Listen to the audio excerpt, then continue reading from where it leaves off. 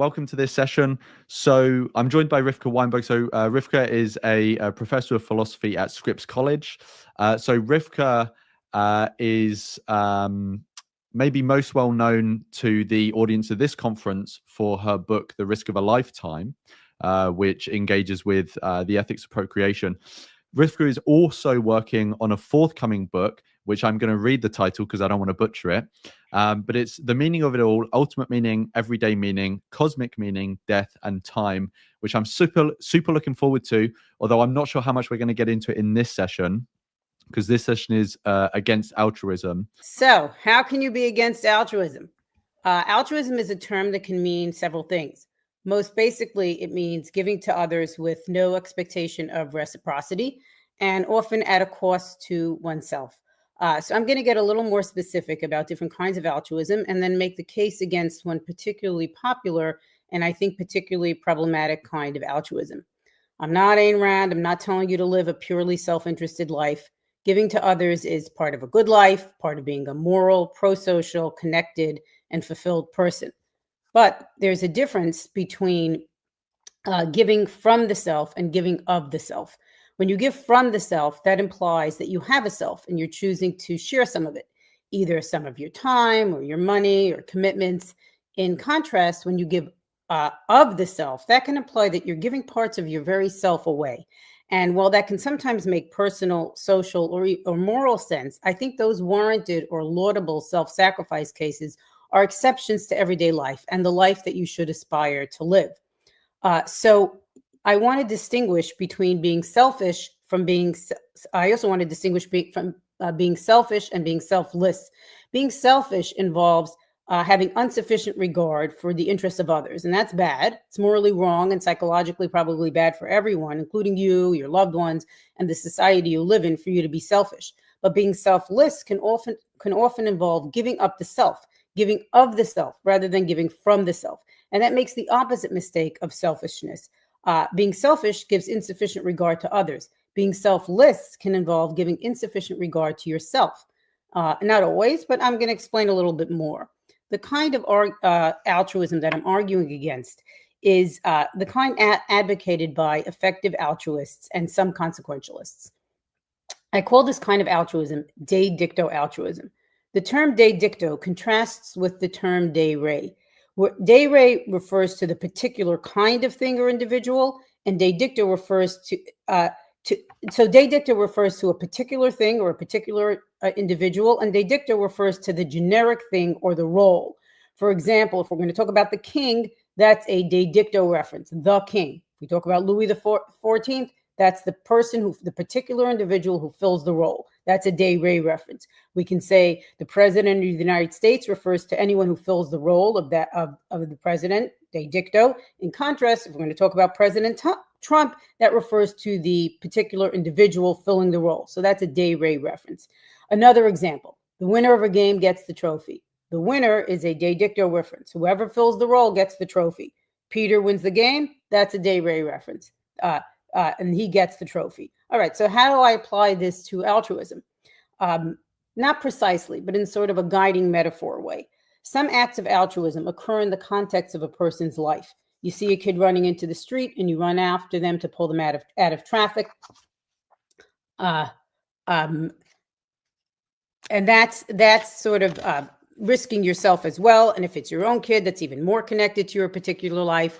If you're a doctor and you decide to volunteer your services to in a free clinic on the weekends, that's connected to your particular life, your pursuits, your commitments, your talents. So that's what I would call de re altruism. However, if you decide to become a doctor just in order to, or mostly in order to benefit people because you think that's the best way to maximize the good in the world, whether you enjoy medicine, are interested in tending to others' medical needs or not, that's what I would call de dicto altruism. Thinking to yourself, how can I give the most to others? What will benefit other people the most? Let me just answer that, and then I'm going to devote my life to it. That's de dicto altruism. You're being sort of generically altruistic, just looking for a cause to give yourself to. The earning to give movement, where people are encouraged to choose high-paying jobs for the purpose of being able to give their money to wherever it does the most good, is a paradigmatic example of de dicto altruism. The earning to give movement encourages people, especially those starting out in their careers, to choose jobs that earn the most money so that they can give the most money to do the most good. According to this ethos, if you want to be a nurse or an artist or a plumber, all jobs that a person might enjoy, might allow a person to use their particular talents, interests, and abilities, and jobs which contribute to society, right? We need teachers and plumbers and artists. You should instead become, let's say, a hedge fund manager or any other career path that will result in very high earnings, because the reasoning goes, you can do more good, you can benefit other people more by supporting good causes with this money than you could in a lower paid line of work, like being a nurse or a teacher or an artist or a plumber. Another way of thinking about de dicto altruism is the difference between dying for a cause and dying for any worthy cause. If, let's say, your country is invaded by malevolent forces, you might choose to risk your life to defend it. If you die, you'll have died for the cause, the one dear to your heart and deeply connected to the things that you care most about. If you decide to find a cause to die for, since you want to be a good person, that would be dying for any cause. That's de dicto altruism. And it's that kind of altruism that many consequentialists and effective altruists argue for. And I'm going to argue that it is a mistake. It's a mistake on Kantian, existentialist, Aristotelian, and I think even on consequentialist grounds. And that's kind of all the moral grounds. Okay, so let's begin. So from a Kantian perspective, I think that de dicto altruism disrespects yourself and your status as an end in yourself. De dicto altruism is like turning yourself into cannon fodder because it involves looking for a cause to sacrifice yourself for. And that attitude expresses a disrespect for yourself as an end in yourself, as a person with intrinsic value, worthy of respect in your own right. If you respect each person as an end in themselves, each person is beyond value, doesn't get a price tag, and has a value that's not calculable, fungible, or exchangeable. And so that's why, from a Kantian perspective, you can't sacrifice one person to save many, because each person's value is intrinsic and an end in itself and not subject to exchange. We care about your happiness because we care about you, the person, the moral agent, the being with the capacity to set ends, is what has intrinsic value. The happiness of a person is only valuable because the person is valuable. Therefore, it wouldn't make sense to sacrifice one person, the thing of value, for happiness, the thing that only has derivative value derived from the intrinsic value of the individual. Another way to think about this is that each person has one life to live, and so when you do people math and you decide to kill one to save 20, you've killed one to save 21. They don't add up to some other kind of conglomerate of 20 people. Because each person only has one life to live or to lose. That doesn't mean that numbers never count at all, even from a Kantian perspective. As Scanlon argues, if you're in an empty lifeboat with one person drowning a mile east of you and 20 people drowning a mile west of you, you should row toward the 20, because to do otherwise is to treat the 19 people as if they weren't anybody at all. They seem to count for nothing, when Kantian ethics is supposed to count each person limitlessly. So this is how numbers can sometimes matter on a Kantian or contractualist grounds, but it's still not going to allow you to intentionally kill some or sacrifice some to save others, because if you're going to do that, then you're treating people as instruments to mere means to ends, which contradicts the view that each person is an end in themselves.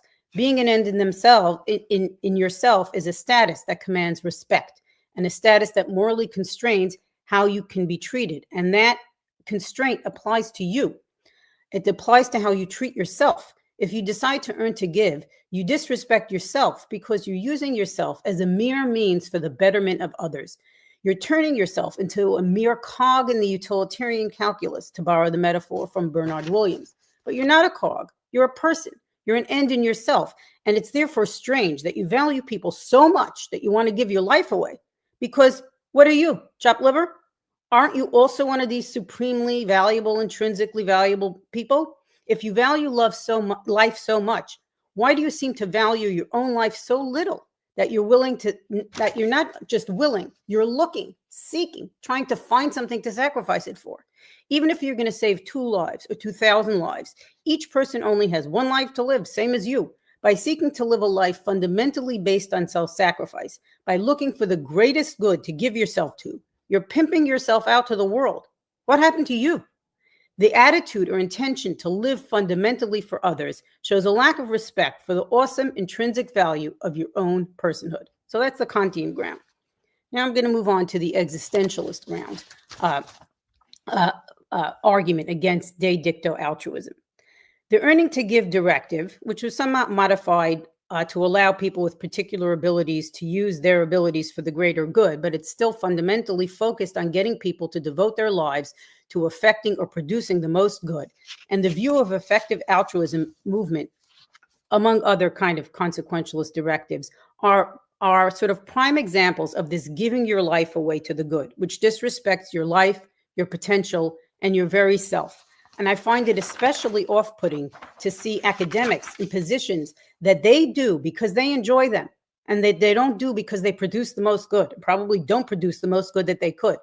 It really bothers me to see them proselytizing among the youth to get young people to sacrifice themselves, their interest, and their varied potential and become like a soldier in the greater good army. It's no accident that the idea of giving yourself to a cause is particularly attractive to young people. One obvious reason is that if you're on the verge of adulthood or a young adult just entering adulthood, you tend not to have deep personal projects or commitments yet. Spouses, children, careers, or callings that you've already devoted yourself to. So young people are like ripe for the picking. But another reason that the effective altruism pitch is often focused on young people is like just as insidious and just as off-putting and horrible, because it takes work to build a self. It takes work to make a life for that self. As the existentialists teach us, existence precedes essence. We exist before we find the reason for our existence, the meaning in our lives, and the selves that we're going to become. It takes work to develop a self, to choose the values or projects that are authentic to yourself, and then live in accordance with them. It's daunting work, and we can sympathize with young people cowering in the face of their awesome human possibilities and experiencing a failure of courage. What should I do? Who should I be? Who might I love? These are really hard questions. Difficult questions. Instead of doing the work of answering these questions, of making a self, in a sense, it's easier to slip into the supposedly morally exalted, heroic, save the world sacrifice life. But that constitutes a kind of bad faith. Subordinating the person to the cause, says Simone de Beauvoir, is a form of bad faith. It commits the moral and psychological mistake of not living up to your freedom to make choices and particular commitments. Be a person. Try to live up to your potential. That will be good for you and also good or good enough for the world. The world needs all the jobs, so don't worry too much about that. As long as you're doing something broadly positive that's consistent with your potential, you're doing justice to yourself and the world. Let yourself live a little, grow and flourish, which brings me to the Aristotelian argument against de dicto altruism. Aristotelian ethics advises us to excel at being a person in order to enjoy a life of human flourishing. A human life, according to Aristotle, has the potential for moral and intellectual activity, which we should practice in order to achieve well-being and a life of human flourishing. Leading a life of human flourishing is the aim of Aristotelian ethics, which in turn is based on the kinds of beings we are. So what kinds of being are we? We're social, connected, attached to particular people, histories, cultures, and projects and ways of life. In his recent book, One Life to Live, The Mysteries of Time and the Goods of Attachment, Samuel Scheffler argues that part of leading a valuable human life is to value particular people and projects in a special way because of their particular meaning or relationship to you. If you value a person in your relationship with them, that gives you reason to be partial to them. Partiality, he says, implies deference. You're giving the person or the group authority to give you reasons for action. Relationships, Scheffler says, are, quote, joint human creations in which people shape and share one another's reasons and to one degree or another their lives, end quote. This partiality in our relationships is essential to social life, which is a key element of a life of human flourishing because we're social creatures. We can value each person morally by treating others with due respect without valuing each person equally in the distributional claims that they make on us and the deference that they are due from us. Part of being a person leading a life is to select people and projects and prioritize them because you value them. You value them specially and in a particular way.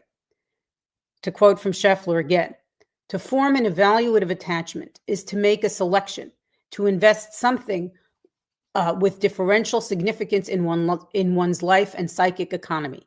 Someone who is attached to everything would be attached to nothing. And this argues for our human way of engaging and attaching with the world, investing certain people and projects with special value. To attempt to live instead as if each person in the world stands in the same relation to you, and therefore to decide that your main project you're going to attach yourself to is the generic de dicto project of the good, is not consistent with the kinds of beings we are, social, connected, with particular attachments. To live a life of human flourishing, we have to live a life consistent with the kinds of beings we are. De dicto altruism is not consistent with the kinds of beings we are, and therefore not consistent with human flourishing. And finally, I will get to the consequentialist grounds against de dicto altruism. Even if your concern is human flourishing as a whole, as a society, there's reason to worry that de dicto altruism is not the route to a better world. Directing your life such that a better world results is a form of consequentialism. Consequentialism is an umbrella term for moral theories that tell us to maximize the good. These theories are outcomes-based, with ends justifying means rather than means constraining ends.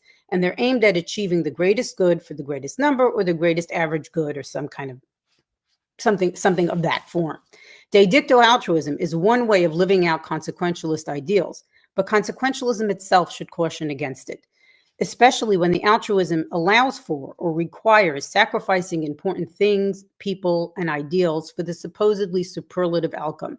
So I'm going to note 3 consequentialist problems, and I call them consequentialist problems because they involve ways in which aiming at the best outcome often doesn't lead to the best outcome.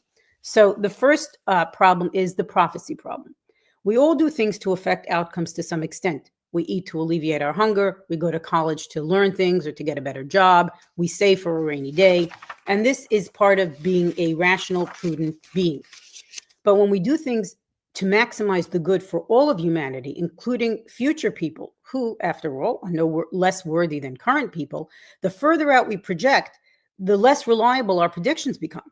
And when we then use those predictions to justify sacrificing things, money, or ideals that we know are important to us now, we had better be super sure that these predictions are accurate. But it's very hard to be super sure. How many people are you going to kill or not provide food for in 1680 or whenever to make sure that billions of people in 2025 have enough kerosene for their street lamps, enough shovels for their horse manure? How many people will get malaria for lack of bed nets because you gave all your bed net money to make sure that AI doesn't kill us all, when maybe that concern will turn out to be much less pressing than some people think it is? This doesn't mean that we should ignore the dangers of AI or not try to preserve the environment for future generations, but it does point to the dangers of long-termism, which is the view that affecting better outcomes for future people and the future of humanity generally is a crucial moral imperative and one that demands sacrifice. We should adopt a little modesty and be especially careful of the current sacrifices we demand or allow in proportion to how far off in the future we're looking to justify that sacrifice. And one sacrifice we should almost never demand is you, the person. When we allow ends to justify the means, we may be allowing terrible violations for speculative gains. Instead of acting on maximizing outcomes-based directive, we can be more appropriately epistemically modest.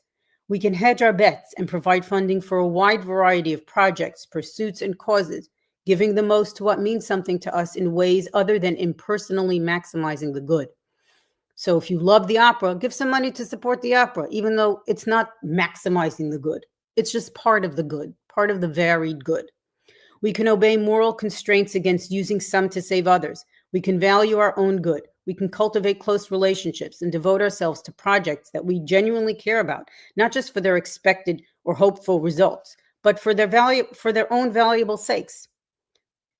On to the next problem, the next consequentialist problem, which is the hubris problem. It's probably hard to save the world, right? It's pretty grand, but maybe a tad hubristic and full of yourself. I hate to break it to you, but you're probably not going to save the world. But maybe you can learn how to bake great cookies, be a good friend, a good neighbor, a devoted mother.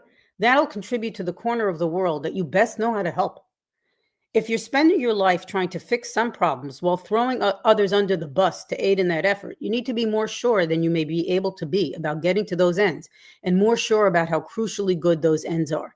Given the prophecy problem, it's more appropriately humble and realistic to adopt a more modest attitude and aim at a more modest life where you contribute to yourself, your community, and the world without doing anything too terrible or sacrificing yourself in the process.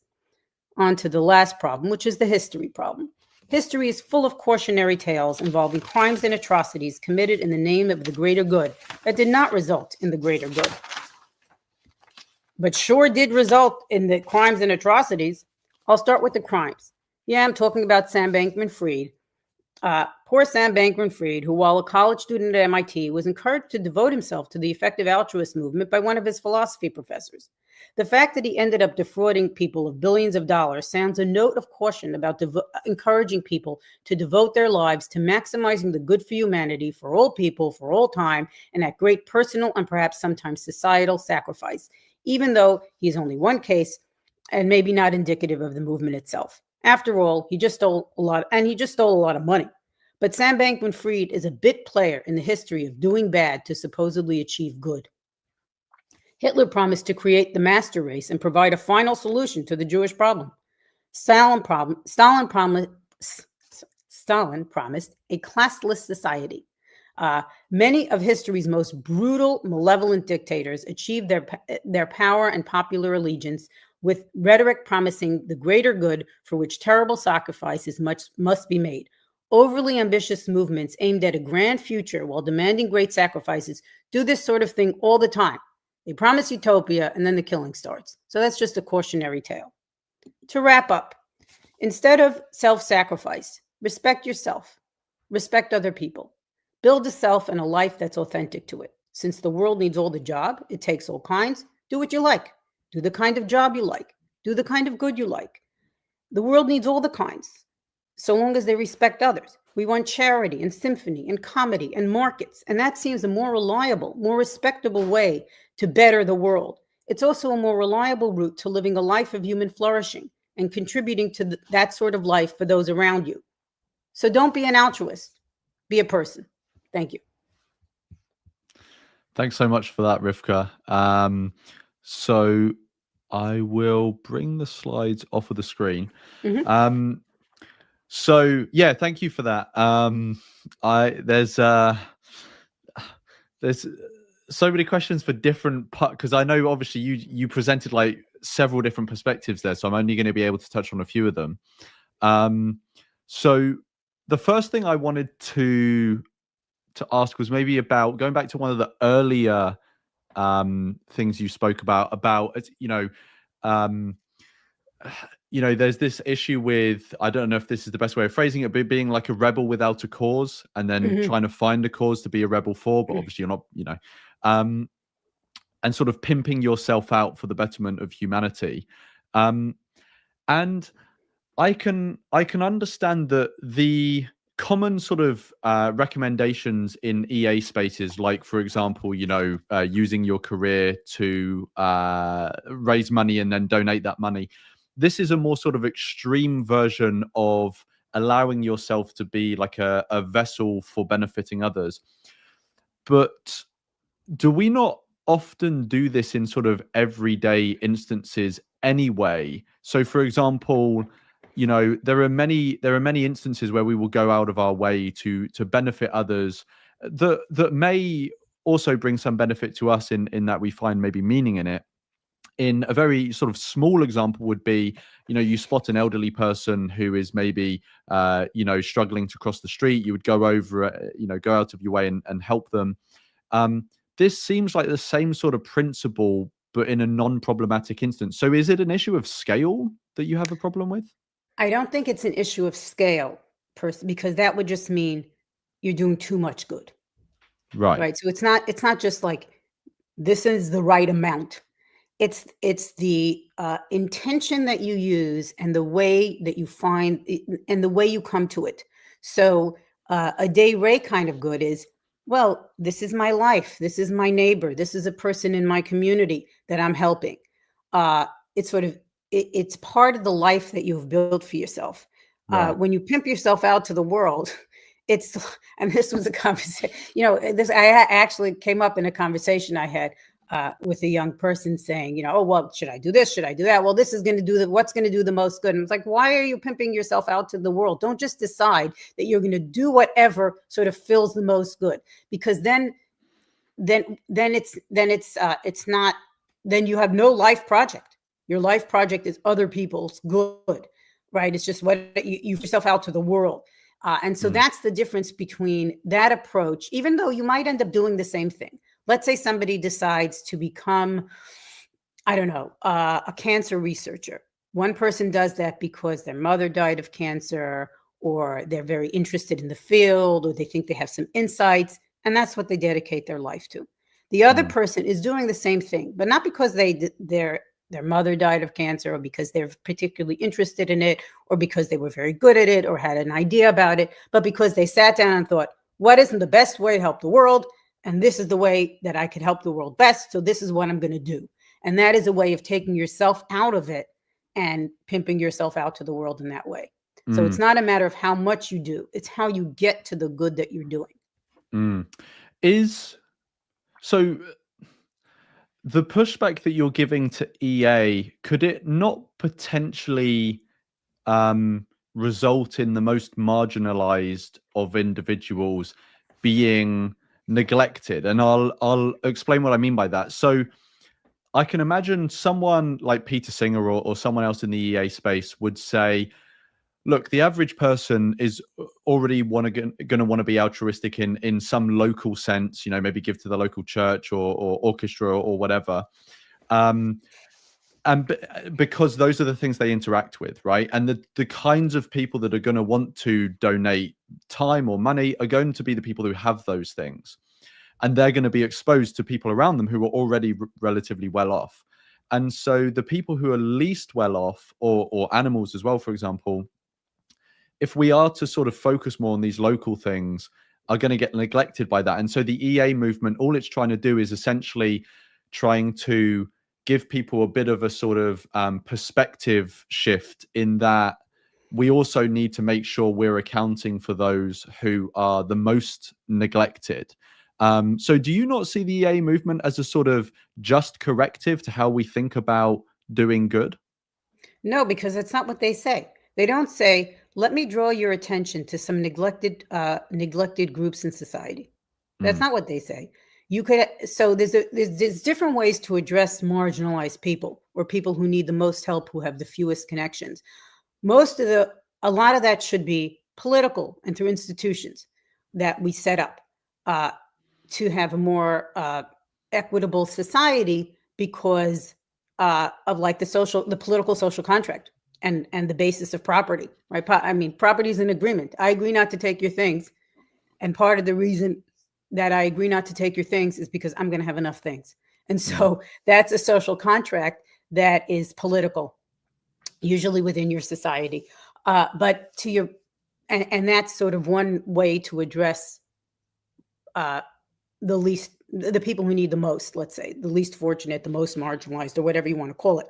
You could also have a charity that says, look at this group of people that has not gotten enough, that's so neglected, and nobody's paying attention to them, and we need to take care of these people. And they could, let's say, go on an ad campaign, and you might see that ad campaign and be moved by it and decide to give some money to it.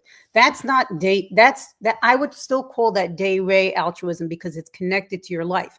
And I don't think that's what the effective altruism movement is about. And it's not what they say. They say, do the thing that makes the most money to do the most good. It's all very de dicto. It's all sort of generic. And I think if you want to say, well, what about people in the world who are neglected? There are day ray ways to address that problem without telling a young person to just fall on the altar of that problem. Right.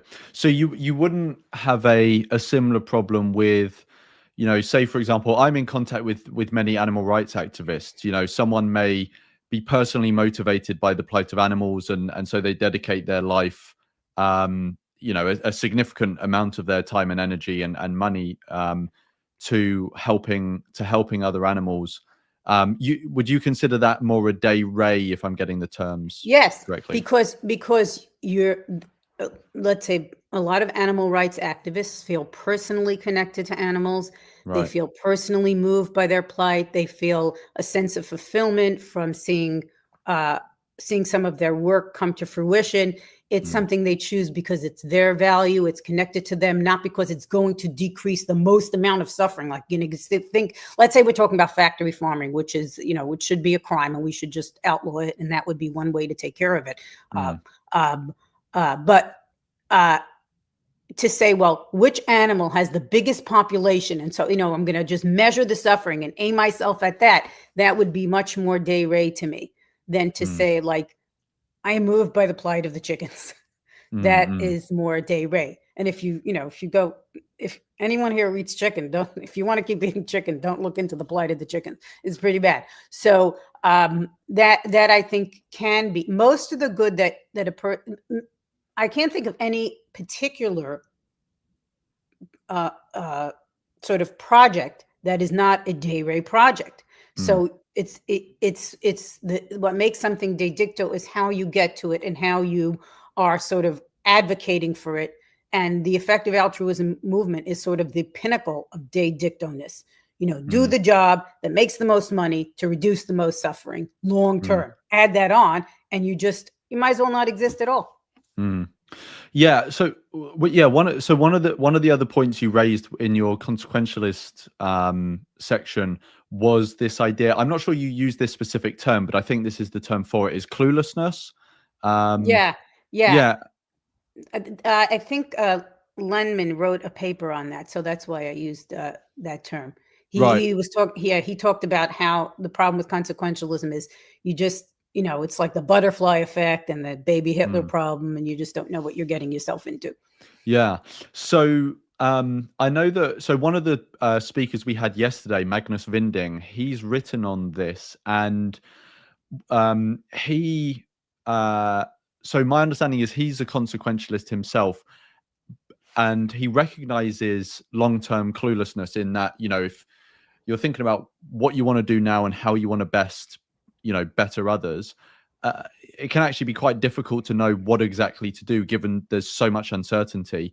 And if I'm not strawmanning him, his prescription is that we should kind of approach things in practice on a sort of virtue ethics basis, in that we can identify certain virtues like kindness, telling the truth, things like this, that seem like the normalization of those virtues, and generally approaching our actions by embodying those virtues is probably going to lead to the best outcomes in general.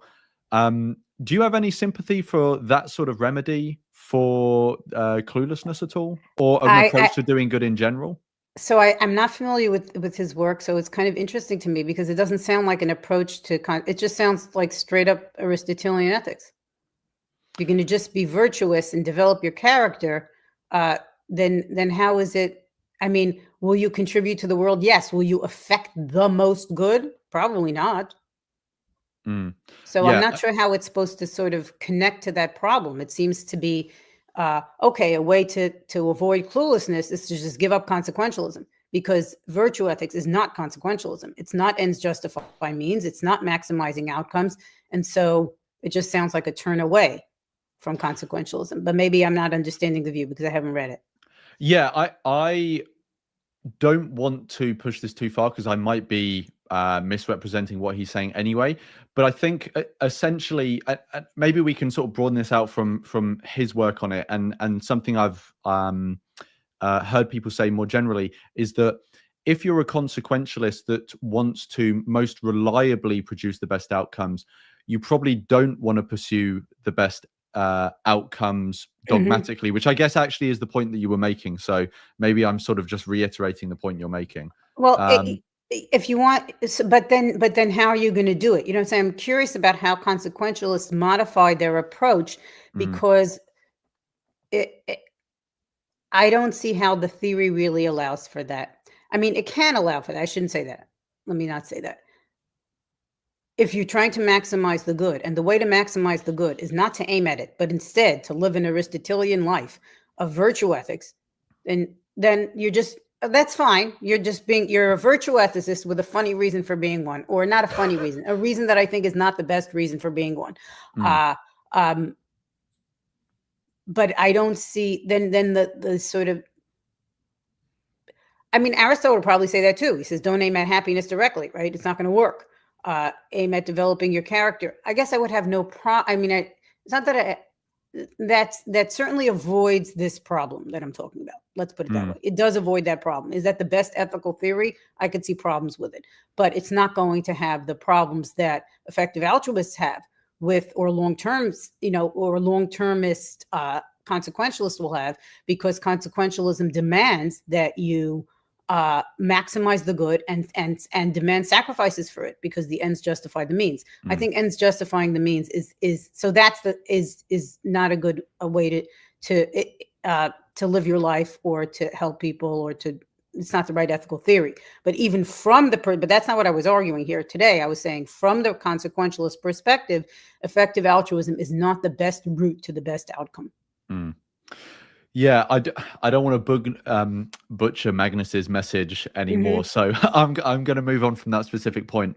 So, I wondered if you thought that a focus on effectiveness has any place in our altruistic endeavors. In that, I could maybe understand it fitting into what you're saying, but please correct me if I'm wrong. In that, once you've resonated with a specific cause, so let's use chickens again, maybe you come across a documentary and you really connect with the plight of chickens. I can understand that. So now you've sort of personally engaged and it sort of fits into your life in a way, right?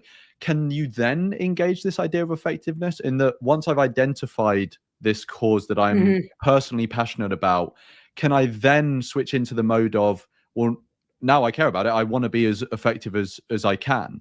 Do you see effectiveness fitting in that way? Certainly, if you're going to try to do something, you might as well do a good job, right?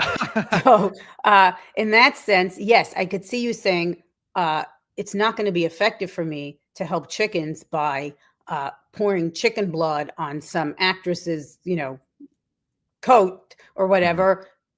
I'm mixing chicken and fur, but whatever. Yeah. No, I get you. Right. You might just say this is not the best route, or by like slaughtering chickens in the public square. Maybe it will be smarter for me to do a documentary or something, So of course, you're going to want to be effective in the pursuits of the things that you're doing, but not sort of in a generic way of save the world way, where you're just an agent to save the world, a mechanism.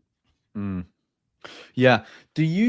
Are there any, so I understand that, so it's, my understanding of what you're saying is that generally we should pursue altruism in a sense that, like we said before, is not pimping ourselves out to the rest of humanity or other animals, but in a way that personally resonates with us, and also sort of adds to our life in a way, and that maybe we get meaning from it, and things like this. And I've completely lost where I was going with that question. Yeah, no, it's gone. Yeah, I'll go on to the next question. Oh, that was such a good question as well. It'll come back. Yeah, hopefully. Yeah, and another thing I had was, so do you have any sense of how we can determine, I've got my question that I had before. So yeah, that seems like your conception of how we should generally approach altruism, but there do seem like certain actions or things that people tend to do already that are quite ubiquitous in society that seem so bad that even if we don't personally resonate with them, we should try and not do, as a way of being altruistic, or someone may use a different term. I could give some examples. So some people may say, even though it's easy to lie and it might get you out of certain situations, and you may not personally resonate with being truthful, but it's so important that actually everyone should try and aspire to be truthful in how they communicate and engage with others in general. Another thing people might say, and obviously I'm biased towards this one, another thing people might say is even if you don't personally resonate with the plight of animals, you should actually be vegan or do something else to help animals in some way, because it's so important even if you don't personally resonate with it. Do you have any sympathy with that form of doing good or altruism, even if we're not personally resonant? I wouldn't put it that way. I think it's what you're describing to me fits better in a Kantian framework, Right. which is that there are constraints. Morality constrains how you can treat, certainly how you can treat people. You might want to include animals in that. Course Card does, even from a Kantian perspective. And then you can't, so that to treat others with respect, to respect them as ends in themselves, if that's what they are, probably not animals, but so that's something that's going to fit into your life in a Kantian way and in an existentialist way. So in a Kantian way, there are constraints about how you can treat, let's say, others, or let's say you think treating animals violates is a violation of morality. So you're going to be moved by that and fit it into your life. But it's not about like, how can I do the most good? Or this outcome is so important that I have to be a foot soldier in the army toward eradicating it. That's a consequentialist perspective, which I don't think consequentialism is the best, is sort of the most persuasive moral theory, because for many reasons, but this is one of them. And in terms of this approach, that a de re approach to doing good, that to me fits much more in an Aristotelian or a Kantian framework, where being cruel to animals or cruel to other people would violate moral codes. It's a violation of morality, and you might choose to spend a lot of your life trying to work against that, because that's a value that resonates particularly with you. And you mentioned, I sort of had a question about this anyway, but I'm kind of going to adapt it to something you just said. So you referenced that someone might not consider other animals as ends in themselves, I think is how you said it. I might be misquoting Yeah, you. most people, from a Kantian perspective, an animal is not an end in themselves, because they don't have the capacity to set ends, because they're not moral agents and have that kind of rationality. Course Card has argued against this. I don't remember the deals. I don't find your argument really persuasive in that way, but you don't need to say that. And then you have Bentham, the question is not can they think, but can they suffer? And so I don't think you need to say that an animal is an end in itself in order to think that an animal has a good and has ends, even if it doesn't set those ends or evaluate those ends, and that is worthy of a kind of respect, even if it's not the kind of respect that you would give a person, because a person has real autonomy and an animal probably doesn't, but a kind of respect for the good of the animal and its ways of life. And I know I haven't asked you the straightforward question yet of what do you think are the extent of our positive duties to others? So maybe I'll just pose that question now and also add an addition onto that, and just as in, whatever the extent may be of our positive duties to others, even if those are very limited, do you think that they likewise apply to other animals, or you think that we would have different positive duties to other animals than we do to other humans? I think we have different duties, because I think people have different capacities and a richer set of goods. But, from a Kantian perspective, it's not going to give you a quantity, but it's, from a Kantian perspective, you have to treat yourself as an end in yourself, and you have to treat others as ends in themselves. And that's why you're supposed to help people generally, but not how many, how much, people should be. So that's how you treat other people, as ends in themselves. You respect their sphere of authority. It constrains how you treat them. And you're also supposed to be helpful to other people in sort of pursuing their ends. Because animals don't, as far as we know, most animals probably don't set their ends in that way. Their ends are sort of given. You can think of an animal's good as more limited, and it's not going to have that kind of respect because it's a moral agent, but it can have respect as an agent in the world, as a being with a good, right? We certainly think that something is good for an animal, right? It's a functional system. It has a good, it suffers. And so your duties to other animals would be to not cause unnecessary suffering, or there's a lot of debates and a lot of ways to fill that in, but I do think that the duties are different. Yes. And also because I have some contractual sympathies, and I think that we live together with others. We want to have good relations, and that's part of our community. And I think that animals, much less so, except for pets, which I think are bad. So and I just wrote a paper about that. I'm not into, I think pet ownership is not a good thing. And also very fake, where we're pretending like, oh, my dog is my child, my dog is my best friend. No, your dog is a dog, and let it live a dog life. But that's, so I do think that there is a difference I think there's a difference in our duties to other people and to animals, but we're falling so short of our duties to animals because we torture animals basically with factory farming and many other ways. And so it's kind of an interesting question in terms of just practically, if you're trying to reduce the suffering of animals or reduce the suffering that people cause, humans torturing animals, should you try to make the argument that an animal is just the same as a person, and I think it's a harder argument to make, and I don't think you need to make that argument. An animal's an animal. It's not the same thing as making a person suffer, but it's still a very bad thing, and there's no excuse for how much we do it. So I don't know. I mean, I don't know what perspective your question is coming from, like why you're asking the different statuses, but I think yes, I would say that I think people and animals do have different status, especially to us, because we're people. Like Singer says, we're specious. We shouldn't favor our own species. I don't agree with that, actually.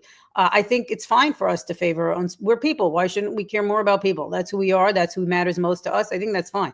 But that still doesn't excuse in even the smallest way of the way we treat animals, because we treat animals so terribly. Yeah. I can't remember if you mentioned this already, but there are like particular individuals that people generally accept we're going to have like special obligations or duties towards, right? So like a child, for example, if you have a child, you have like a particular duty towards them to, raise them well and, this sort of thing, and feed them. Do you have any sense of like how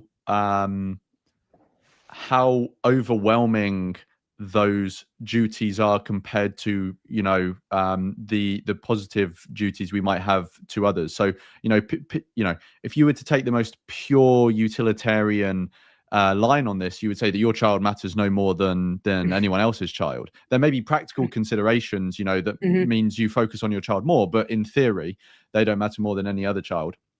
And so they would say you should cover their basic needs, but everything else should basically go to others. Do you have any conception of how you think our special duties would impact what we would do for others as well? I think your duties to your child are much stronger because, and I've argued this in a lot of my work, you impose the risks of life on your child. They did not ask to be born. Nobody needs to be born. There's no subject for the deprivation of life. There's no anything. Nobody. So you're not doing anybody a favor to create them. You create a child because you want to, and you are imposing the risks of life on your child. Those risks last a lifetime, and I think you are. So I think that is sort of that burden of risk imposition is on you. You have to mitigate the risk. You have to help your child address the risks, overcome the risks, navigate the risks. And I think you have to do that for your child's whole life. And I don't think you have that responsibility to other people who are here. It's not your fault they're here. So I don't think that you have that responsibility because you don't have that responsibility. It is not, you don't have any connection to their need in that way, that any sort of responsibility. The responsibility you have to other people is sort of contractualist based on their role in your life and in your community and maybe even in the wider world. But your child's your fault. And so I think that there is a world of a difference between the duties to your child and the duties to anybody else. So officially we've only got 2 minutes left, but I have a few more questions. It is the last session, so we're not like we don't have like a hard stop. Do you have like a few extra minutes? Yes, I do. Okay, Yeah, that's great. We can go a little bit. So, yeah, I had a few more questions. So, one is maybe a bit provocative considering your presentation, but I wondered if you thought so. If you were to stand back and take a sober view of everything that effective altruism has resulted in, so we're talking about the Sam Bankman-Frieds, but we're also talking about all of the people that have been encouraged to give to great causes, whether they're to humans or animals.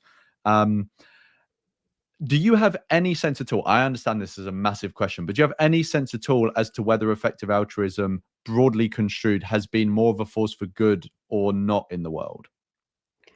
I don't know, because I don't know that's sort of an empirical question, and I don't know Mm, the answer. But I think conceptually, it is a bad force because it's telling people to do the wrong thing, to do this de dicto altruism, to self-sacrifice, to disrespect themselves in a Kantian sense, to not live up to their potential in an existentialist sense, to not flourish in an Aristotelian sense, and to sometimes do bad things for future good that with a calculus that's unreliable. So my guess is that it has done more harm than good.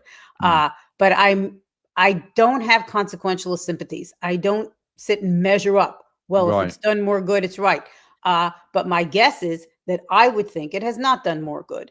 Um, and there are other ways to affect this. For example, Peter Singer, who has argued, even though I think he is a consequentialist, most of his arguments are not directly consequentialist. Where he said, in Famine, Affluence, and Morality, that paper from the 70s, where he was like, well, what's more important? And where he draws attention to the plight of people who have so little and the excesses of people who have so much extra, and how don't you think it would make sense for you to give some of your extra away or more of your extra away? I think that is more has more impact without some of the problems, right? And so there are ways, and I think so. So that's it. Also leads me to think that effective altruism probably has not resulted in more good than bad, and certainly it's not the best way or the most effective way to really get people to do good. Because even if effective altruism does not resonate with most people, because it's not a human thing to do from an Aristotelian perspective. From as I went through, it's not a Kantian thing to do. It's just it's not the way humans are. It's not the way we're constituted. So it's not going to resonate with a lot of people. Something like an argument of Peter Singer's is more likely to resonate, or even something like the Judeo-Christian concept of tithing, right? If you tell every person to give a tenth, it doesn't sound like a lot. And if you're rich, it's only 10%, but it's a lot of money. And it doesn't make such a heavy demand on a person. It leaves them Mm, with almost all their money, but they're still giving so much away. If everybody tithed, we would have enough money for everyone. And so it's sort of not, I don't think effective altruism is effective. mm. Right. So what you've just said actually kind of links to one of my other questions I had down. So I was actually going to ask a question about your new book first, or your Mhm. forthcoming book related to meaning, but and I've sort of framed this question in that way, but I'm going to try and take the meaning bit out of it. So um you were saying just then, if everyone sort of gave a tithing, this is in the grand scheme of things, for a lot of people, it's not like an insane sacrifice. It's not going to put them in the gutter, but it would massively increase the amount of good that can come to people who are needy, who need it. um so I wondered, do you think altruism broadly, and maybe giving to charity like tithing or other things like that, should be promoted in the culture, given that message that is being propagated to be altruistic um, could be construed as a de dicto prescription, because you're essentially saying we want to promote the message that people should um, contribute to the betterment of others without giving a specific prescription as to Mhm. which cause. Yeah. So Yeah. yeah, how would you navigate that if you were the sort of supreme dictator of the universe? How would you want Yeah. altruism to fit into culture? Well, I think altruism fits because we have in a modern state, we collect a lot of taxes, Mm, and those taxes are supposed to be used for the public good. Um, and so that is, and it's more than a tenth usually, and that's the way we sort of run our societies, and should make it so that there is no need for tithing, which is, now tithing can sound very de dicto, but in its original form it was more de re, because you would tithe to your community, and these are people that you knew, or people in that you had a social contract with, your it was not the wider world. I think that if but within a modern context, that really is the role of the state usually. And in wealthier states, you do see the state performing that role of collecting taxes, substantial amounts, and redistributing, so that there's some kind of safety net. And so that's a part of the, I would say that's the role of the modern state, to do that. And that's also probably why people feel less moved to give a certain amount of charity, because they're already giving a lot of their money away in taxes. And some of that money is supposed to go to the neediest. And it's a redistribution of the wealth within the society. But I want to try to answer your question more directly. Yeah, which I think I did. The question about the tithing, that was tithing within your community. Even the wider world, you have connections to the wider world. It's not that you don't care about anybody. It's not that you shouldn't care about anybody. It's just you're not like a blank check. Yeah. So I had a question that's related to your new book, or your forthcoming book about meaning. So this is quite a broad question, so take it however you want to take it. But yeah, how do you think helping others can intersect with the meaning in our lives? And is there any sense you can give about how significant a sense of meaning it can bring to our lives in relation to, or compared to, other forms of meaning that people could pursue?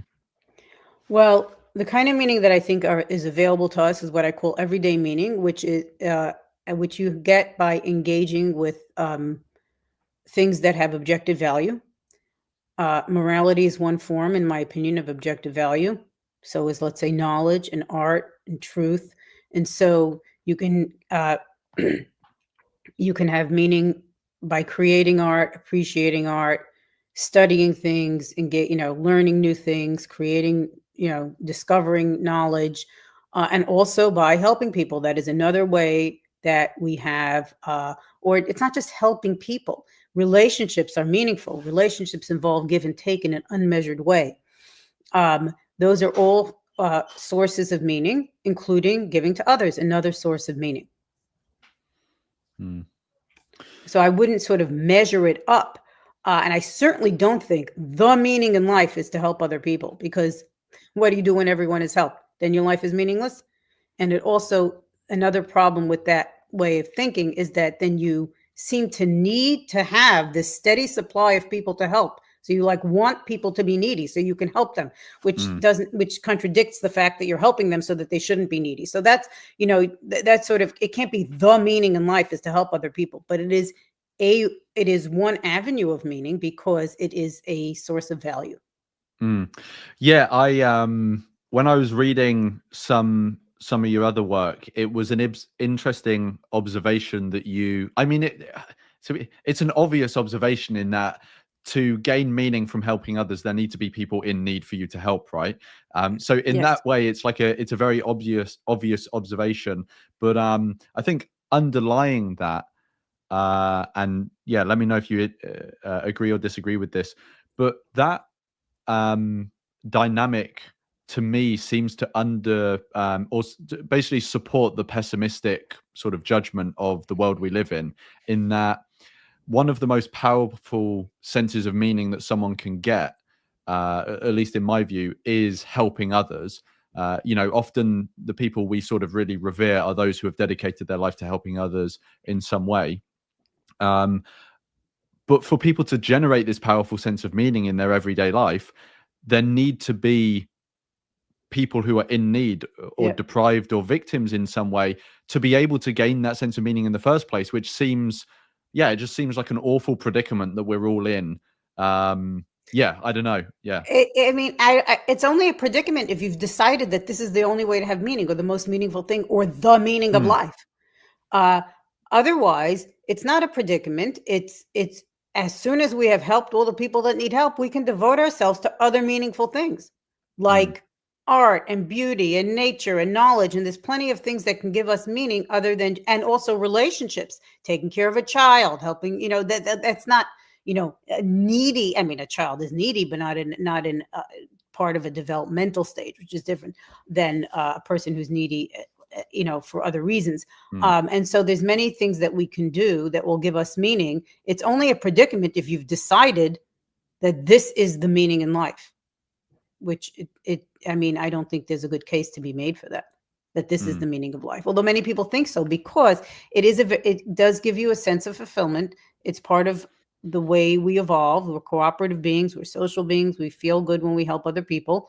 Uh, and not just feeling good, it is a meaningful thing because it's objectively valuable.